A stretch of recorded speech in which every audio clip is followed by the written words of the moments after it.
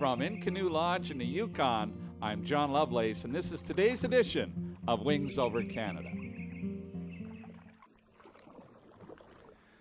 Well, last year, our American pilot friends, Rick and Mark, took a single-engine Moonie clear across the Atlantic. Well, this year, they're back for another show, but this time they want to see if they can make it to the North Pole. They made it across the Atlantic. Do they make it to the North Pole? You'll find out on today's Wings Over Canada.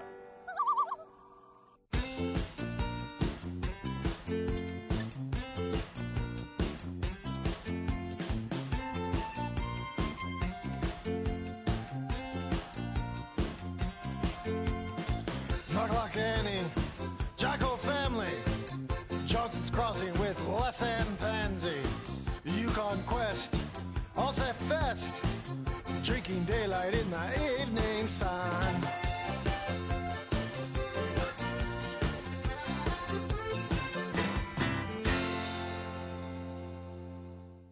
Closed captioning on today's episode of Wings Over Canada is brought to you by Valley Aero Engines, the best choice for your piston engine repair and overhaul needs.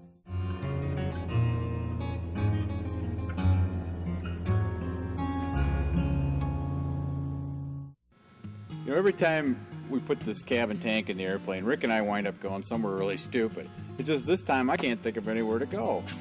I know where we could go, to the North Pole.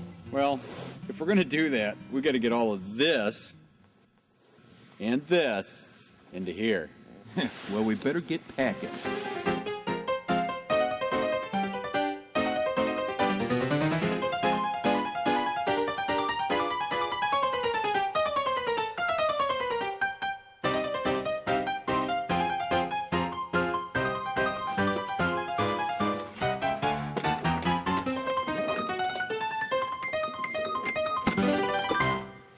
Well, that's it. Let's get going. From our home field in Bay City, over 5,000 kilometers away, across the entire length of Canada, lies the North Pole. Our route will take us up the St. Lawrence to Quebec City before turning north toward Kuujjuaq. From there, we plan to cross the Hudson Strait for a quick fuel stop in the capital of Nunavut, Iqaluit. 1,600 kilometers to the northwest lies the settlement of Resolute Bay, the gateway to our ultimate destination, an icy runway created by the Russians at the top of the world. There was one tiny problem. The Russians had mentioned something about us not landing there. With enough winter clothing to make the Arctic's worst dress list, we head north from Quebec City and straight into trouble.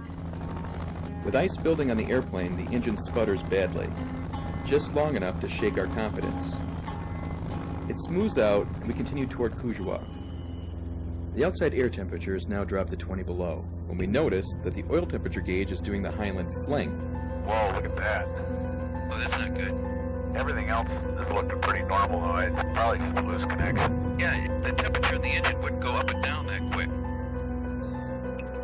With the most extreme part of the flight still ahead, this isn't exactly the start we'd hoped for.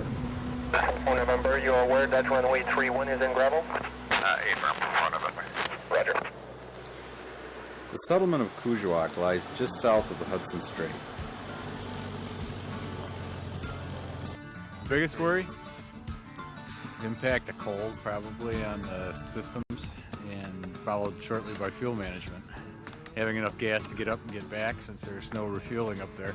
I'm the cameraman, and I will document everything, and I am also the co-pilot, and I will mess up the radios and spill soda on the GPS and scratch the windows. That's my job. I'm freezing to death now. Next time we're going somewhere warm. We're going to film our next documentary. It's going to be called In Search of Margaritaville, where we go looking for Jimmy Buffett in the Caribbean. It's not going to be this cold. It was cold enough in Michigan this winter. We had this specially prepared to fly at the pole, and if we manage to get her there, we're going to have the date and our names embroidered on it to John, and then it's going to hang in his office. 9 hours of flying time has taken its toll. We head into town for dinner and much-needed sleep. As I lay in my bed, visions of sputtering engines and jumping needles dance in my head. Rick's dreams notwithstanding, how hard could it be to make a forced landing with all the flat, snowy areas around here? We talked to local bush pilot Sandy Gordon and find out maybe it's not as easy as it sounds. And it was just too soft, and as soon as we touched down, we sunk in and flipped right over. So Like nose over tail, kind of? Nose over tail, and we didn't have any injuries, but we were able to call out and get another airplane in to fetch us out. Well, Sandy, I understand you've been a bush pilot for 17 years up in these parts, and just wondered if you had any tips on flying further north from here. We're heading up to the pole. Well, I would suggest you check your weather very, very carefully and talk to the community elders or people that work at the airport and see what kind of hazards there are in the areas, and if you suspect icing, to get out of there as quickly as you can. Okay. Pretty good advice. Besides, don't go. Yes. Yes. We head to the airport in the back of Alan's pickup truck. And just in case Rick and I were starting to doubt the wisdom of continuing north, Everybody thinks we're far north, and we are because we're in Kuujjuaq in the subarctic in Quebec.